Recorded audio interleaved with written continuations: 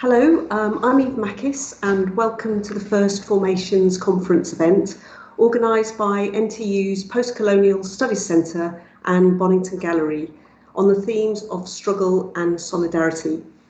Today I'll be speaking with a very special person indeed, the Turkish Cypriot journalist, peace and gender activist Sevgül Uludağ.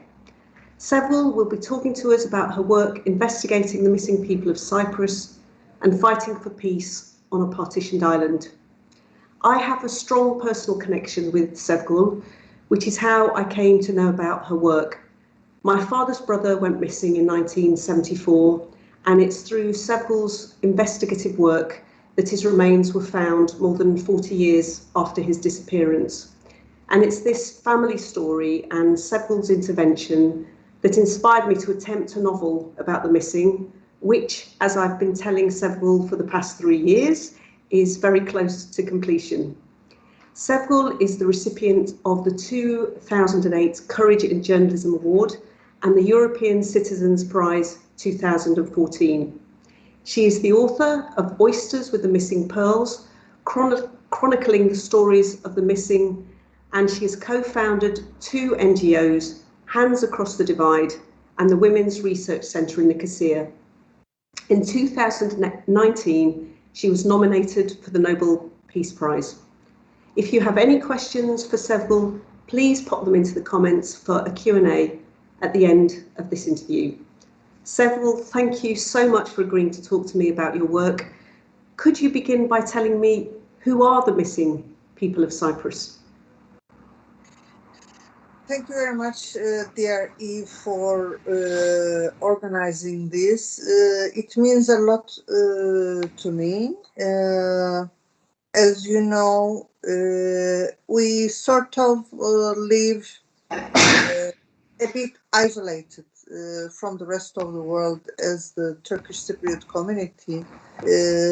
Even though I have no borders, no partition lines, my heart is just one whole, and my country is in my heart one whole, and no force can divide it for me.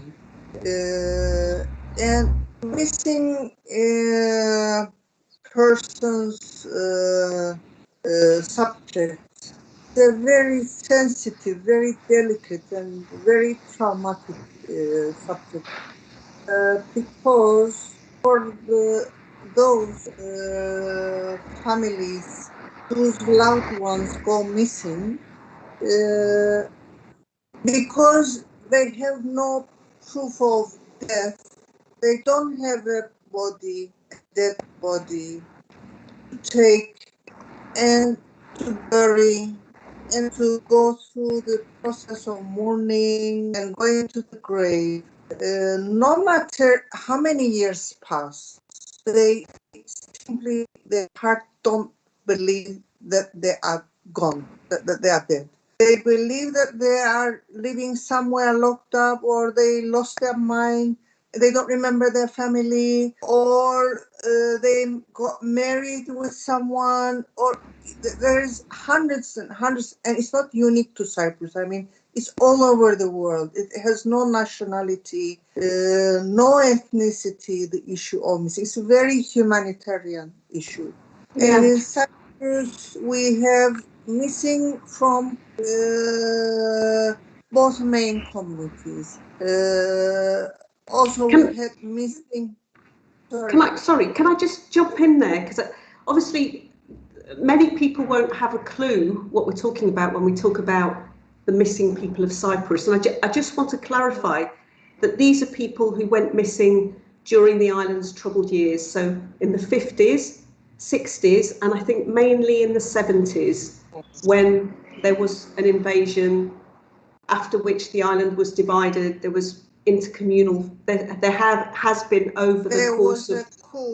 There was a coup d'etat by EOKB, who wanted to join the island with Greece, called Enosis, in parentheses, and this gave the pretext to Turkey to come and partition the island.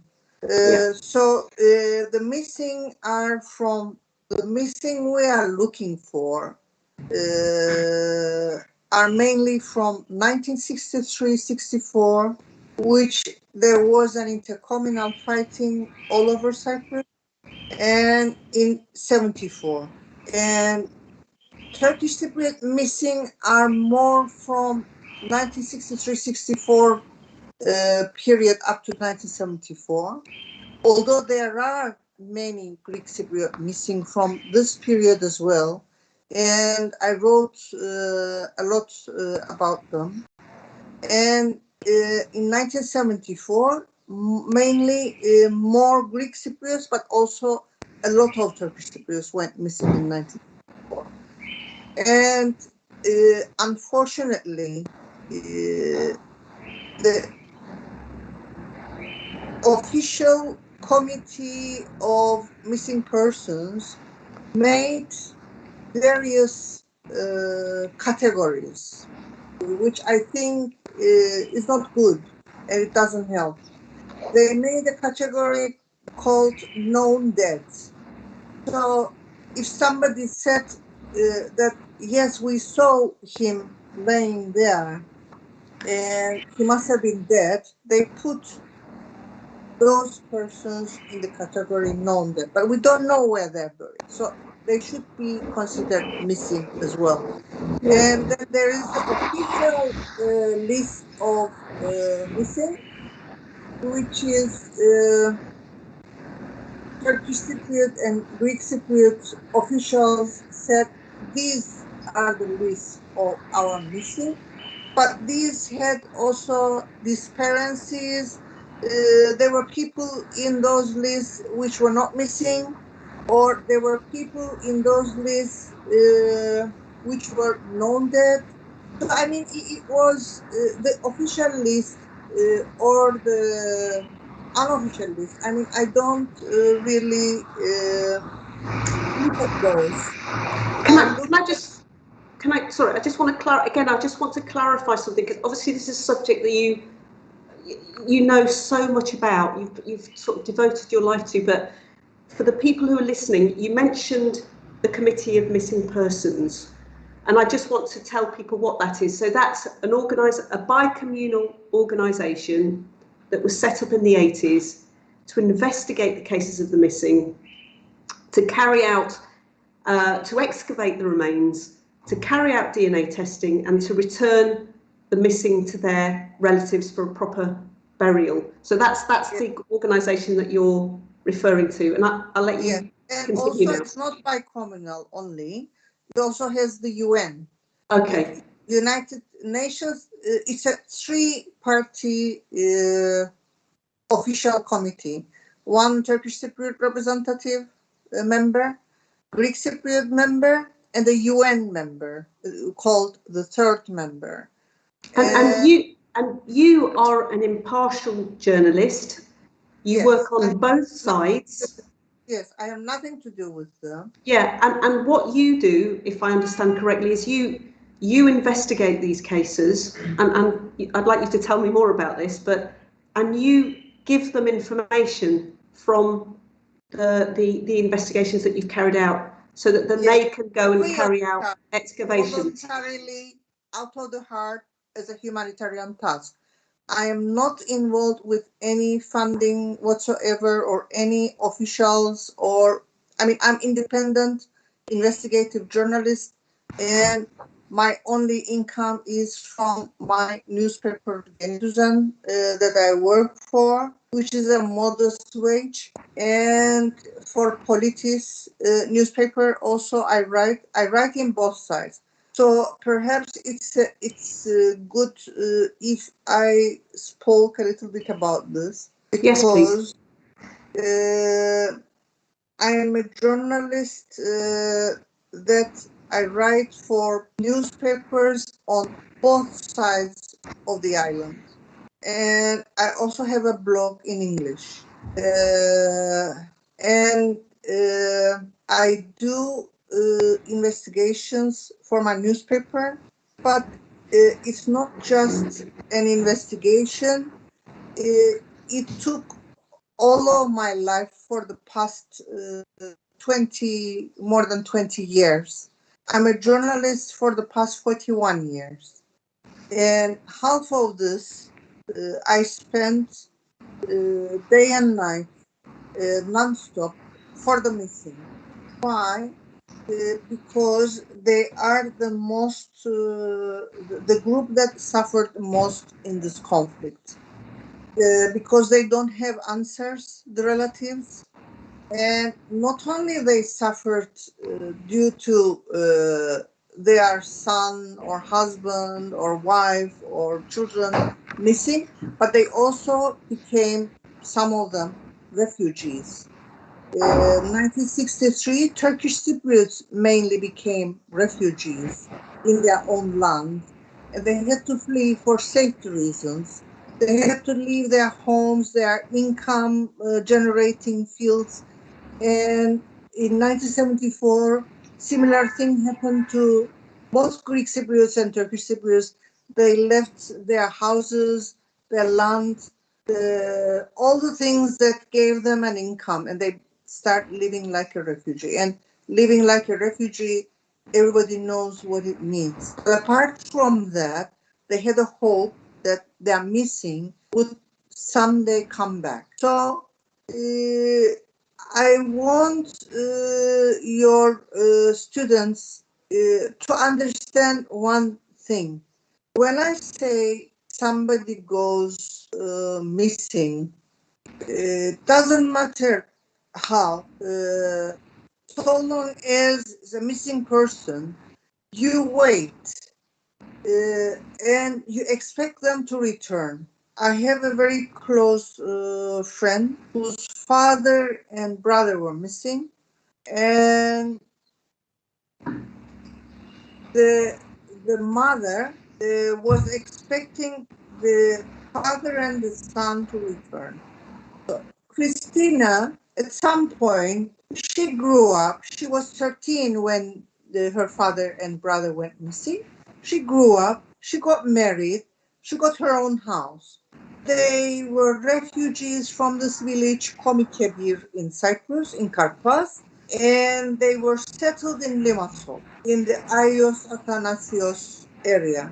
And the mother was given a house, and she thought, okay, my husband will come back, but how about my son?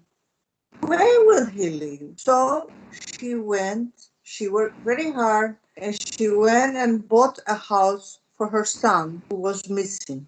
Okay, so this is the meaning of, she kept all their clothes. Most of the relatives are missing. Vast majority of women never get married again because they wait for the husband to come. So we need to really understand the amount of trauma that has not been treated by either side. And they were left alone, and their pain was used by politicians from both sides for their own ends. I mean, so they were not really treated in a humane way. I mean, giving them a wage because they lost their income didn't solve their, keeping issue of missing under the cart and using it in a way didn't solve their problem. I just what you've said is really interesting, and it's something that I've tried to understand, both because of my own family circumstances and because I've tried to sort of I'm trying to write a book about this idea of what it is to have someone missing and the psychology of relatives. As I understand it from what you've said and what I've read, it's almost like a state of limbo. It's a state of waiting. It's almost like a purgatory. Paralysis. Whole life becomes paralyzed. So this is a problem that's always at your core. It's something that I guess your life sort of grows and shrinks around it, but it's always there.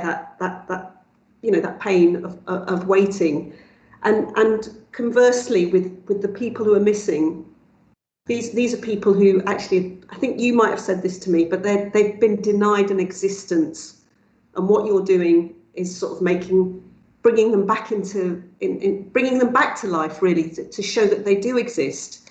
I'm going to take you. I'd like to ask you about the hotline that you set up. I think it was in the 1980s. You printed a number at the foot of your articles, inviting witnesses to come forward and give information. As you said, it's a difficult, controversial topic. People still face criticism when they speak up about these age-old crimes that they've witnessed. But your hotline was effective in bringing information forward. Is that right? Could you tell us a little bit about the hotline that you created? Yes, I set up. I started writing about the missing quite by coincidence in around 2001. That's about 20 years ago, because it was a big taboo in our community, in the Turkish Cypriot community. Nobody was speaking about the missing persons. And I found out that one of my friends had a missing father. I was puzzled, and I didn't have a concept of what is missing at that time. And when I started trying to find and to interview people, it was very difficult. And it took me 1.5 months just to find 5 persons to speak, 5 Turkish Cypriots. At that time, the checkpoints were closed. We couldn't pass to the south. And the two communities had been living completely separately since 1974. And I started writing about the missing, and I called it Oysters with the Missing Pearls, because a pearl had been taken from them, and nothing could fill that place.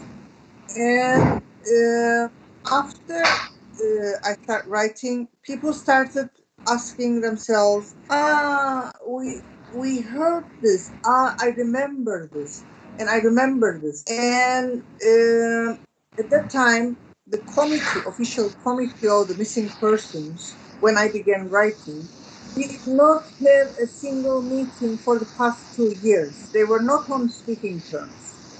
And it was a time when there were big changes in our area.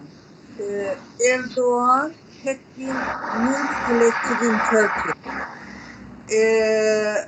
And he wanted to show Europe his goodwill at that time, 2001, 2002, 2003. I'm talking about these years. I'm talking about 2004, 2005, 2006, those years. And in Cyprus, in the Turkish Cypriot community, instead of Denktash, who was the leader of the Turkish Cypriots, and he was very intransigent, somebody called Talat was elected as the leader, and he wanted to solve some humanitarian issues like the missing persons. And with my articles that I built on what my readers were saying, we created an atmosphere that the UN Secretary General of the time, Kofi Annan, called the committee to meet and to do something. From point zero, we brought, with the help of my readers, and with Talat being in power, and with Erdogan wanting to show Europe some goodwill, we brought from point zero to a point where the committee started for the first time ever to dig. It was 2006. And at that time, I set up the hotline, and I said to my readers, because I was writing in both sides, I said to my readers, I don't want to know your name. Don't tell me your name if you don't want to. But if you heard something, if you know something, call me and tell me. I just want to know what happened in your village, in your neighborhood, whether you saw something, you heard something about the missing, because this is the pain. We need to cure this pain. We need to help these people to get back their remains if we can, and to close these wounds, because otherwise we cannot move. We don't have a future. If we don't clean this up, we don't have a future in Cyprus. And you cannot believe, but hundreds and thousands and thousands and thousands of people calling and giving information. This was the backbone of all the work to be done in the coming years. And I shared this voluntarily with the committee. I wrote about it. We went and showed places where there was digging, and many hundreds of people were found in this way. Their remains. And the other thing that that I understand from the way in which you write your articles is that you describe the people who have gone missing. You bring them to life in your articles, and you make them real to people, so that and through your stories you jog people's memories. So you'll describe where they might have been seen last, and then somebody will think, well, you know, they'll remember that they saw something, and they'll come to you. So I don't think it's just that you write about the missing; it's the approach that you take. Would that be fair to say? Because what I did was I stopped in my own way the victimization process, because each side sees itself as the only victim. They are not only victims, they are also perpetrators in their own communities. And I stopped that process so people would feel comfortable to talk about what happened. Otherwise, if you see yourself as the only victim, then you stop the truth from coming out. And what I did, as you say, was to give a face to these numbers. Who were these humans? Who was this woman going about her business and she went missing? Who was this man? He was helping Turkish Cypriots, like Christina's father was helping a lot Turkish Cypriots. So why he went missing? And so people, even if they didn't know where Christina's father was buried, they remember that they know somebody else. They have some other information about another missing that we didn't know about. So it all became part of the puzzle. We started filling pieces of the puzzle, but it's very, very difficult and very hard work for me, because at any given moment I have, like, I don't know, 100, 200 cases open, cold cases, open, and you don't know when you will get a bit of information from this file or that file for this missing person or that missing person. Another thing I did was, while mobilizing my readers from both sides and encouraging them to call me without giving their names, generally they all gave their names. I mean, only maybe 1%. And the other thing was, it wasn't the killers who spoke. It wasn't the perpetrators who spoke. It was witnesses who heard. Generally, these were, at the time, 1963, 64, or 74, they were about 10 years old kids or 12-year-old kids who heard in the coffee shop or in the house. Even the sons of perpetrators spoke to me, but not the perpetrators themselves. I remember you saying to me, and I'll never forget it, you said that you met a killer once, and he was like a black hole. He had no remorse for what he'd done. I mean, I was chilling. I think about it now, and it's sort of...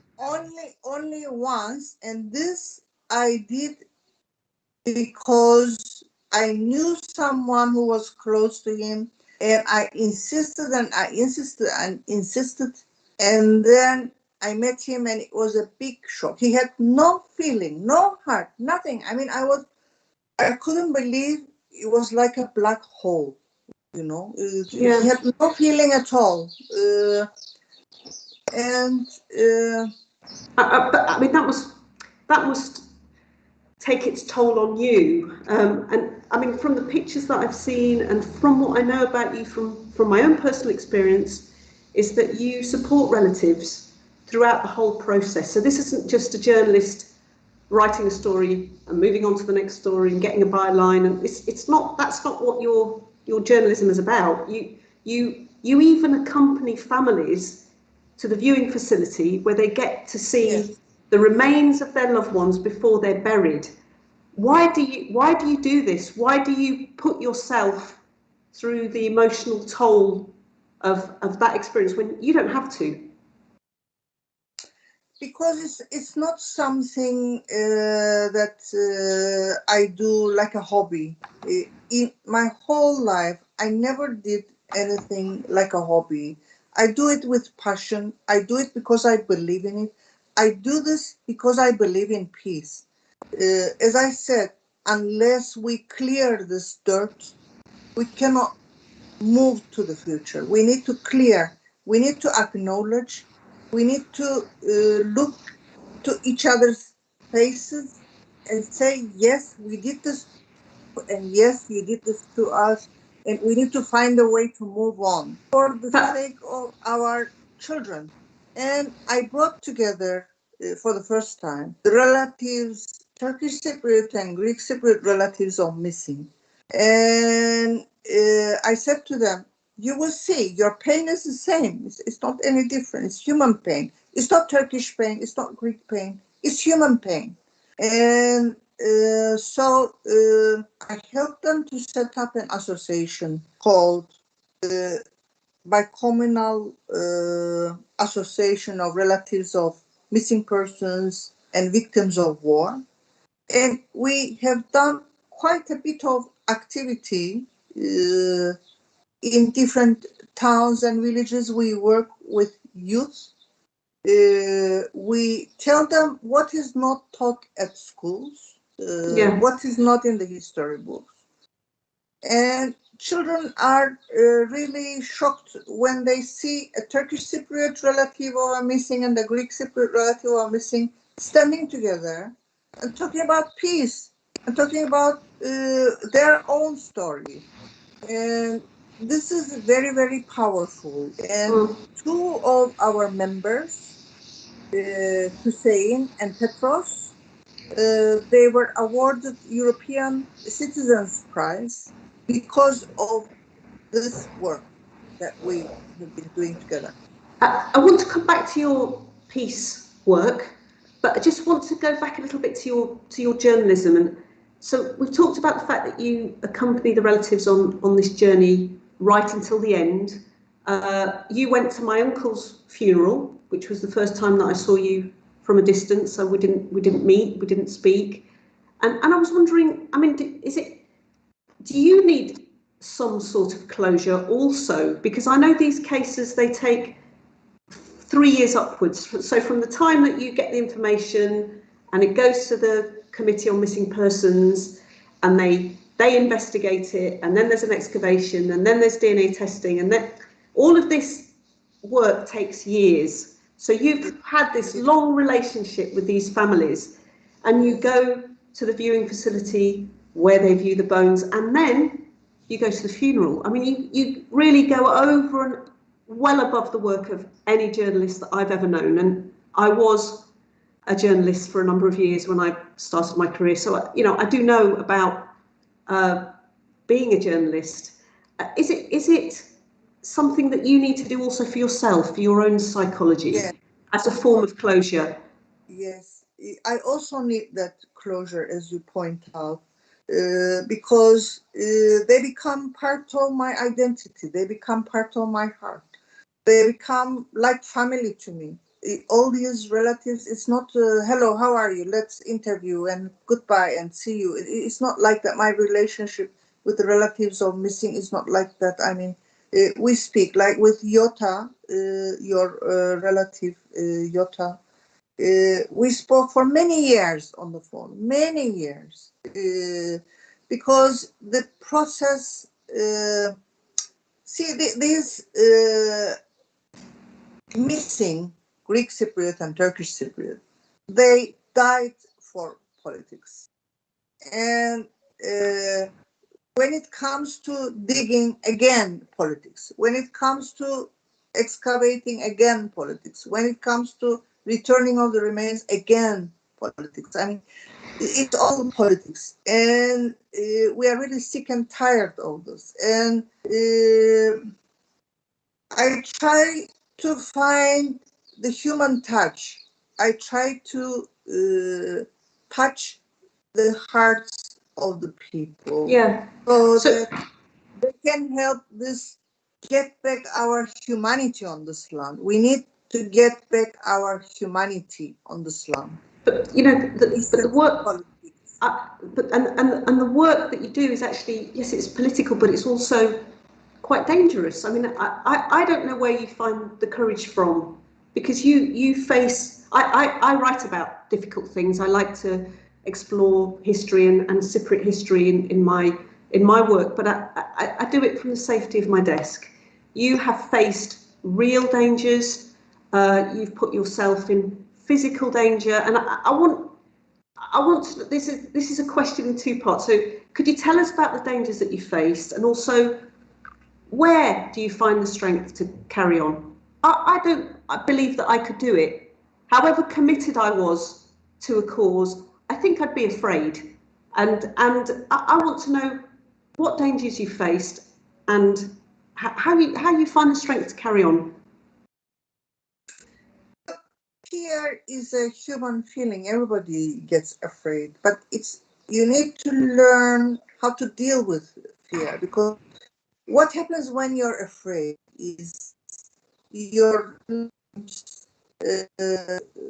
sort of go molten, and you can't move. It paralyzes. Fear paralyzes you. You need to find a way to overcome that fear and get up and continue to struggle. I mean, I've lived throughout my life, last 41 years, I'm a journalist, and I have had different forms of psychological terror directed at me. I lived under death threats for a very long time. There were like military cars parked in front of my house for many months. They changed the soldier, but the car wouldn't go away. It frightened the neighbors. So many times my friends were afraid to come to my house, as though we had the plague. I mean, they would park their car 3-4 blocks away and walk at night, quietly hoping that nobody would see them. I mean, I've seen this happening. And I believe there was a hate campaign in the newspapers as well, wasn't there, for a while? For a long time, there was a very big hate campaign for 2.5 years every day.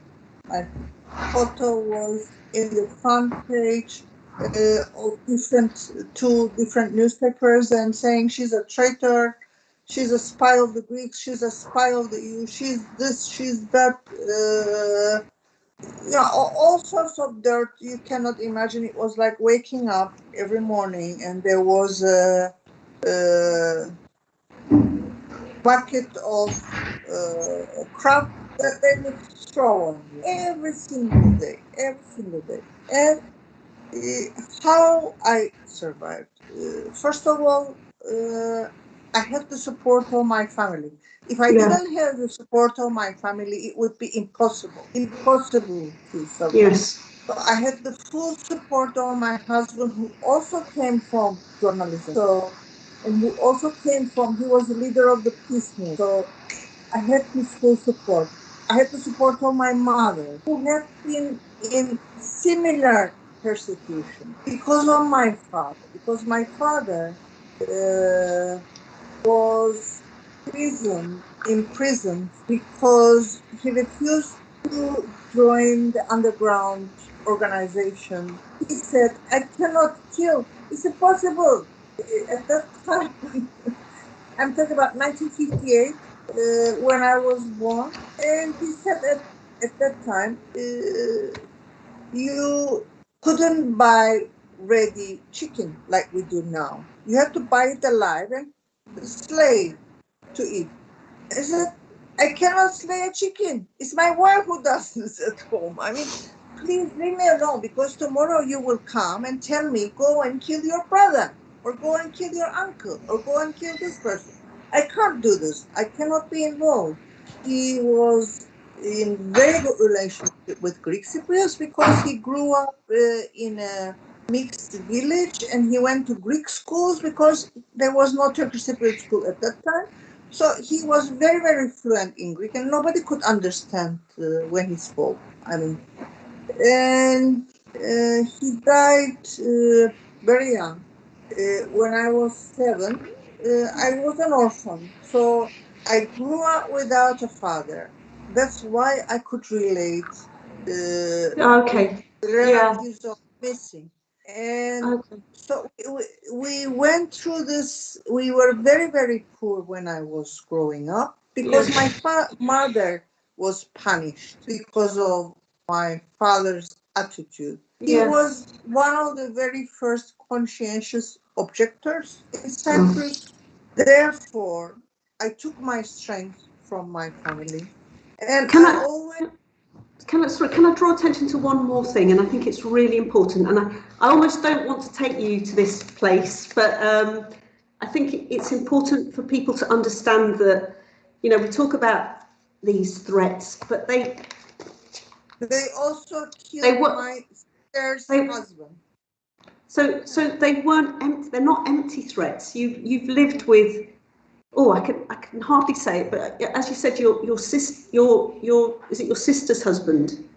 Yeah, my sister's husband was a journalist. He was a writer, and he had a column, and he was writing every day. And because of his articles, they killed him in 1996 in front of his house.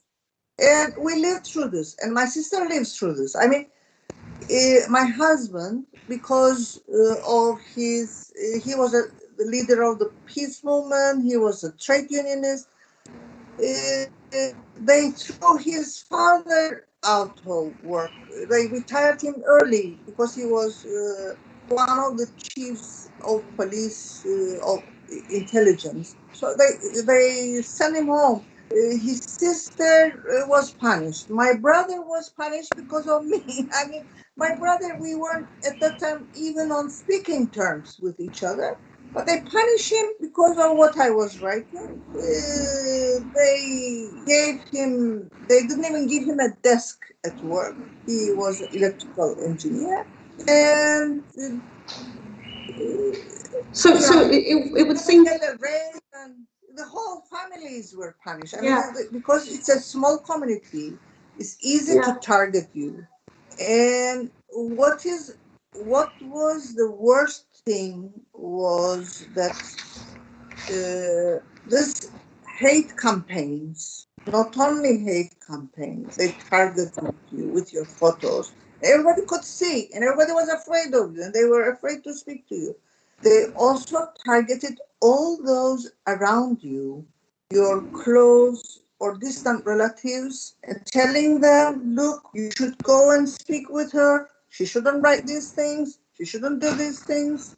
I mean, things like that. So we lived through hell for a long time. So you've paid a high price for your peace activism, but you've continued to do it.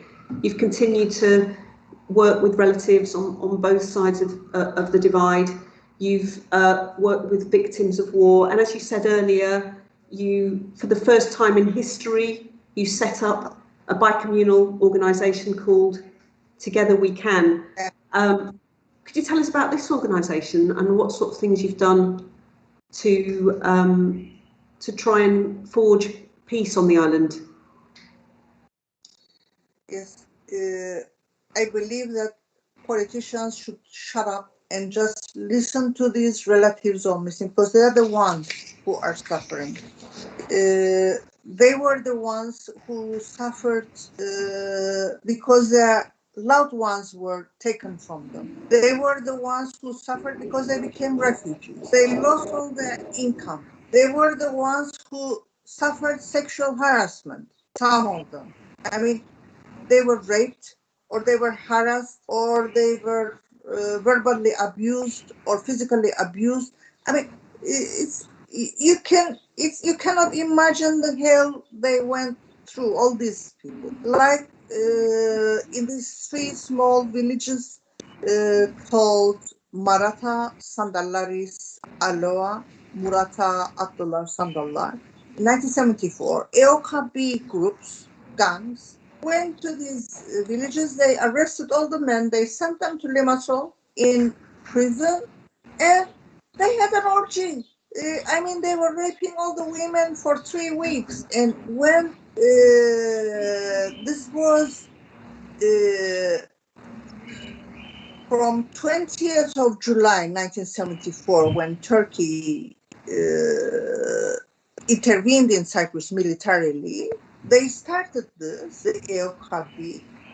Instead of going and fighting like they were supposed to as army people, they went and raped the women. And then in the second intervention of Turkey, military intervention, which was 14th of August 74, they killed them all. They buried them in mass graves, 126 women and children and old men. I mean, so politicians should shut up and just listen to these people, because these people, despite their very big pain, they find a way to communicate, to speak to each other, and to work together so that never again such things happen in Cyprus or elsewhere. I mean, this is their message too.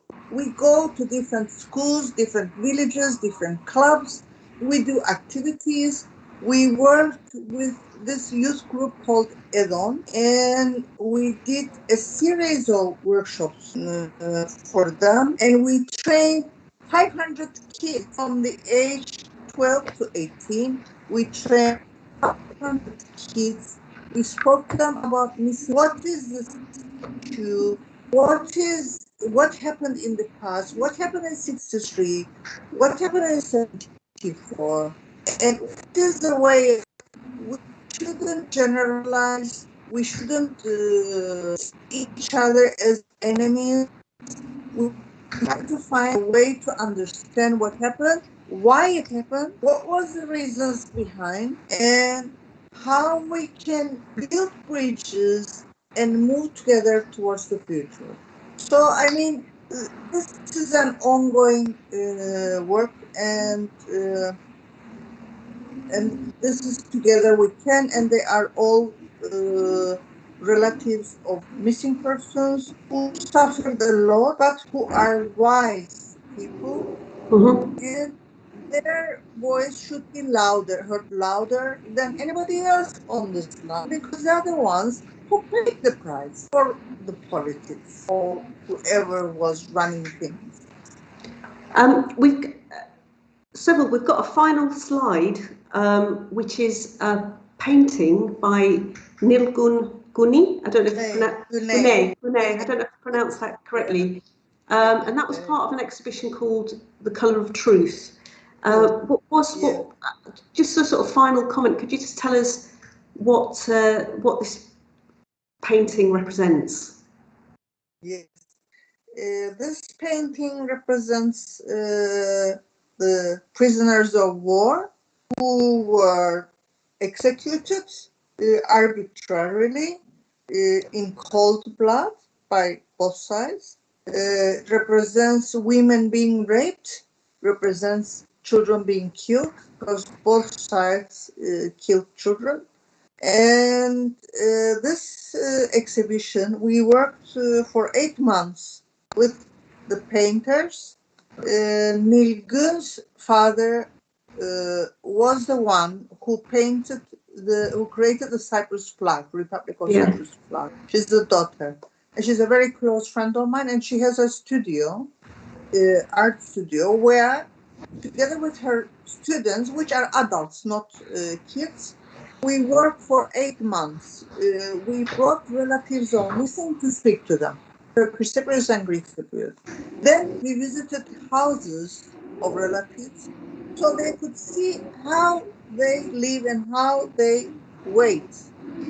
Then we visited mass graves so they could see with their own eyes where they were buried.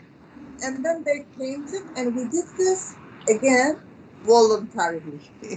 No funding. We don't go after funding because it's a humanitarian issue, and we don't want people to say, they did it for money. And these paintings were not for sale. Yeah. And these paintings were donated to us. And if in future we have place, we will put them. We gave some of these paintings to the Palekitro Club in Palekitro, which is a village in Cyprus. In 1974, 17 women and children and old men, Greek Cypriots, were massacred by some Turkish Cypriots. And some of these children survived. And one of those children who survived, Petros Soukouris, was the recipient of the European Citizens Prize and who works with us and who's one of our leaders. So we did a night in the club, which is in Latcha. We donated some of these paintings, which were about Maratha and Palekitro, to them to hang on their walls. Thank you, Sevgül. Okay, we're going to end this part of our interview and move on to a Q&A. I will thank you right at the end, but we'll say goodbye for now and we'll join up in a couple of seconds. Okay. Thank you. Okay. Thank you. Thank you. Thank you. Okay, so we're back with everybody. I'd like to thank Sevgül again and just ask you one last question, if that would be okay. I'd like to know when you were having these threats, did you get any support? Who supported you through those difficult times? Yes, thank you very much, dear Eve. First of all, my husband, whom I call my heart comrade, supported me. My mother supported me. My family supported me. My friends supported me. And when I say friends, I don't mean just in Cyprus, but also from abroad. Like we had this wonderful forum called German Cypriot Forum, who supported me. And when I say support, I don't mean material support. I mean psychological support. I mean being there for me, writing letters for me, protesting these death threats. And don't you get messages? Don't you get messages from people like, well done, carry on? Of course, I always do, but this was the times when I was being severely threatened and everybody was afraid I would be killed. I'm talking about those times because I get messages of support all the time. I got a lot of support from my Greek Cypriot friends, and I got a lot of support from friends in Germany, friends in America, friends in South America, friends in all over the place, friends in Palestine. So it was important to raise this support because then you don't feel isolated and alone. You feel that there are people who are around you. And this is very important if you're going through such psychological terror to feel this. I'm saying this for journalists to understand that you need that support all the time, whatever you do. I mean, you need connections, you need friends. And when necessary, you also give your support to them. Like I did a lot of work for Palestine. I did a lot of collecting of stuff for children in Palestine, for the creche, for the kindergarten in Gaza Strip, and we sent them. I did a lot of translation of poetry from Palestine. I did a lot of, I did a lot for Colombia. So it's all interrelated. I mean, we are all connected. We are not isolated, even though we might feel isolated sometimes, but we are all connected. And if something bad happens in one part of the world, it also affects us eventually. I mean, we need to know this as journalists. Yeah. Well, I would, you know, I have a great admiration for you. I think you're a rare individual, and I think your story is really important, and I wish you well. I hope that you continue your journey searching for the missing, and I hope all goes well with your efforts to forge a lasting peace in Cyprus. And I'd like you to thank you very much for being our first speaker for NTU's Formations Programme. So Sevgül, thank you very much, and thank you to everybody who's logged on and has listened to our interview tonight. Thank you very much, Eve, for doing this. It's important to show and let our voices be heard, the alternative voices, because all the time it's the politicians' voices that we hear. And you created this space for me and for the relatives of missing, I can say, because I also reflect what they need and concerns. So thank you for doing this, and thank you for Josh for bearing with us. Thank you all, and good night.